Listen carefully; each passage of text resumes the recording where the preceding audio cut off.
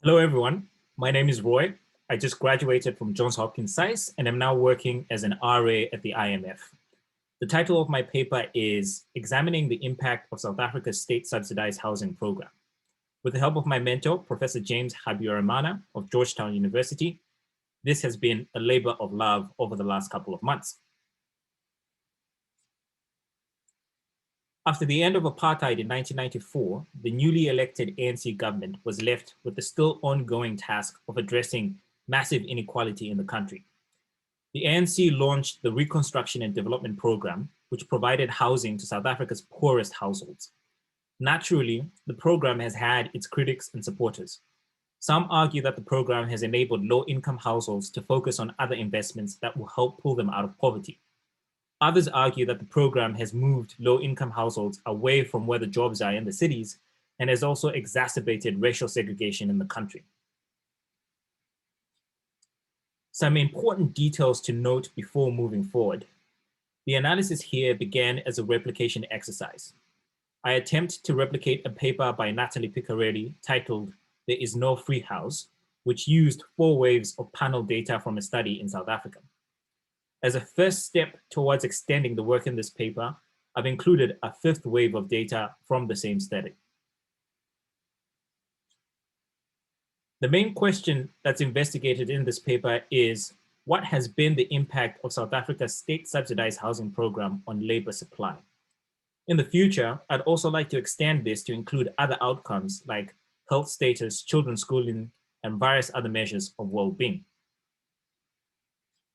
Moving on to the empirical strategy.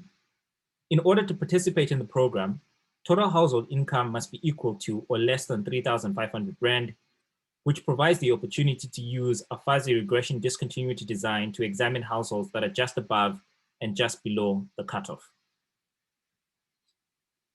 All results are estimated using a 2-stage least squares approach with the reduced form and first stage equations shown here. Y is the outcome variable. D, the endogenous variable, is a dummy variable for whether or not a household received the subsidy. Below, the instrument is a dummy variable for households that are above or below the 3,500 Rand cutoff. X, the running variable, is total household income. As hinted earlier, the data consists of 5 waves of panel data, of which 4 were used in the original paper. Moving on to the results, what I have here is a table comparing the final sample for each wave after data cleaning that I have and the one in the paper. As you can tell, the numbers aren't too different at the individual level, but you start to see much larger deviations at the household level. While there could be a number of reasons for this, my working theory right now is that it has something to do with the way households are defined in the paper.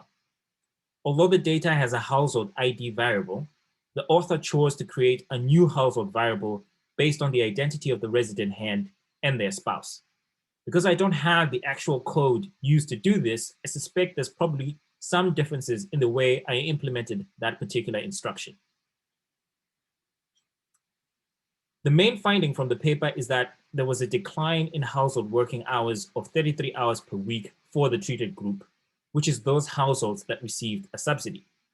My results, on the other hand, show a decline of 45 hours per week, which, unlike the result in the paper, is not statistically significant.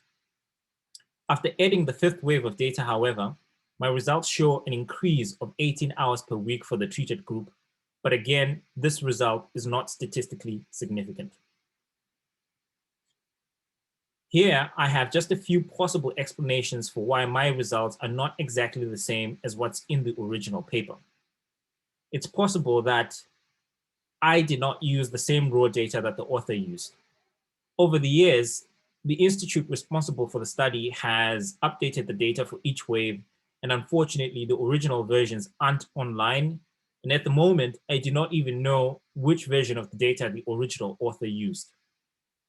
A second possible reason, of course, is the final sample, which, if you recall from an earlier slide, isn't exactly the same as what the original author has. Another possible reason is that the analysis is done at the household level, but eligibility for the program is defined at the individual level. On its own, this is not inherently bad.